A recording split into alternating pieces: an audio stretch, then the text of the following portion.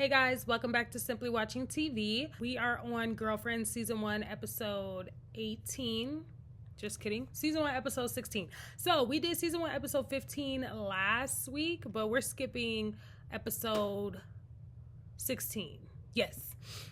This is going to be like the beginning of the good stuff. This is going to be the beginning of like the terrible but juicy but good ending of season 1. So we are gonna start with episode 17, the Declaration of Lynndependence, and let's get into Lynn being trifling. So we start with Joan and Tony being tired of Lynn, and rightfully so. Like anybody living in your house, you are tired of them. Like they're just complaining about how she's just really being annoying and she needs to, like get out in the real world. She's an adult like the rest of them are, and just live your life. She was messing around with me, she'd be at her mama's house. She wouldn't be at my house wasting up all my electricity and not putting a dime on it. Are you kidding me? In this economy, and even in that economy, it was still too much. They also think she's using school as an excuse, and she definitely is. Somebody with 4, I think at this time she had like 4 master's degrees and God knows how many undergrad.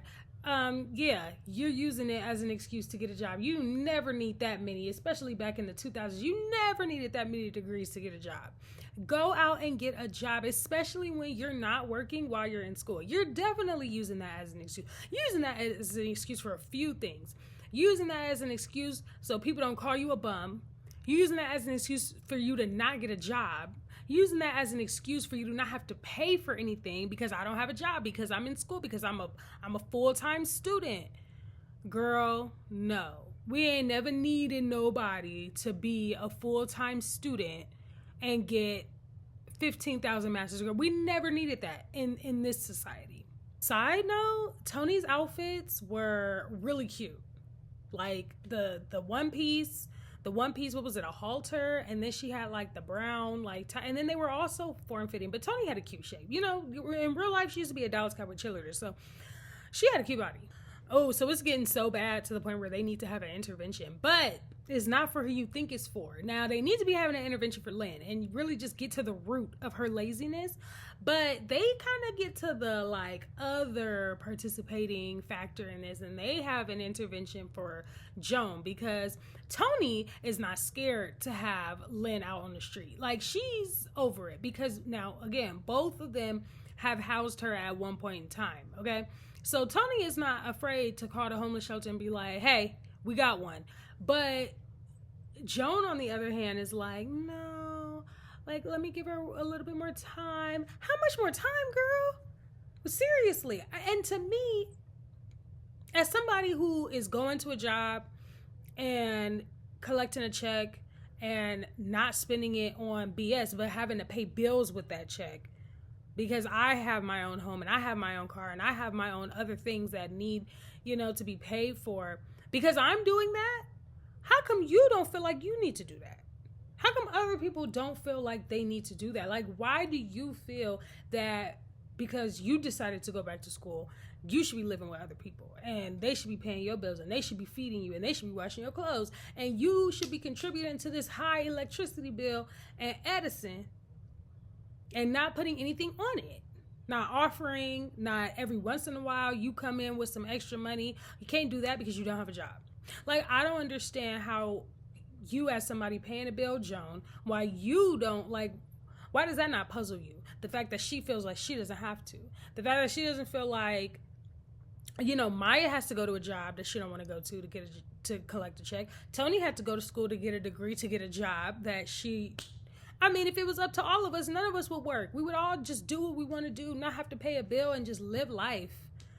But no, we have to, boo, and you do too. So while they're having their intervention, first of all, side note, William forced them to invite Yvonne. Ooh, that was difficult. William forced them to invite Yvonne to the intervention because she doesn't have any friends. Okay, this is an odd time. We're not sitting around, gossiping and just having girl talk like that. Like, we're really talking about like some friend stuff here. Like, so this is an odd setup already, right? Like at the first meeting, why is she at this one? Oh, she didn't found out that this is the intervention. I mean, the intervention turns from Joan into the intervention for Yvonne. But then she finds out that it was set up by William. It was a scheme that William set up to come at her with the bull. And she's like upset, but she's upset because she's embarrassed, because she's like, wow, he really felt like he had to do all this and like be all sneaky and set up like dates between me and his friends because I don't have any friends. Do you? We'll never see you with him.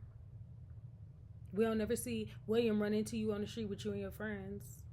You didn't turn this down because, oh no, I'm hanging out with my girlfriends. I don't want to hang out. But I also wouldn't have done. I don't care if I don't have no friend. I don't care if it's just me, myself, and I up in here.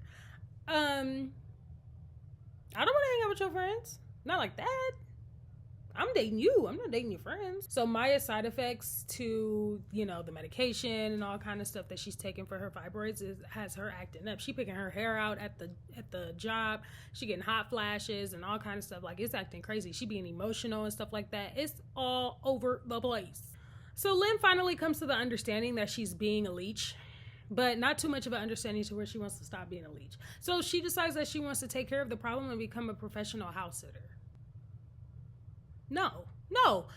You are going to put your feet to the pavement, okay? And you're going to get out and you're going to find a job like everybody else, right? And then, of course, Joan tries to pretend like, I mean, she comes to the realization that she also is an enabler to Lynn, but they really don't do nothing about it. They really don't do anything about it. They recognize that one's an enabler and the other one enables the enabler, but they don't do anything about it. It's really weird. They just continue to like be there for each other, and you know, Lynn tries to put like a band-aid over the issue by saying that she's gonna get like some pseudo job, and it's because what are you talking about? And that's where we are. This episode wasn't filled with too much. Honestly, I could have skipped this one too. The only reason why I didn't though is because I'm gonna refer to this episode when I talk about the next episode, which is Disregard, which is some really juicy stuff. It leads to a lot of different things, and that's why I'm kind of talking about this one. But honestly, other than that one, it was nothing. It was just the fact that Lynn needs to stop being a leech and needs to stop relying on other people. Is she going to? No, because that is her whole plot line. The entire series is that she is lazy and does not want to get a job and does not want to stop going to school so she can get a job. And that's her problem. All right, so I'll see you guys in the next video for the next episode, which is the real good one. Bye.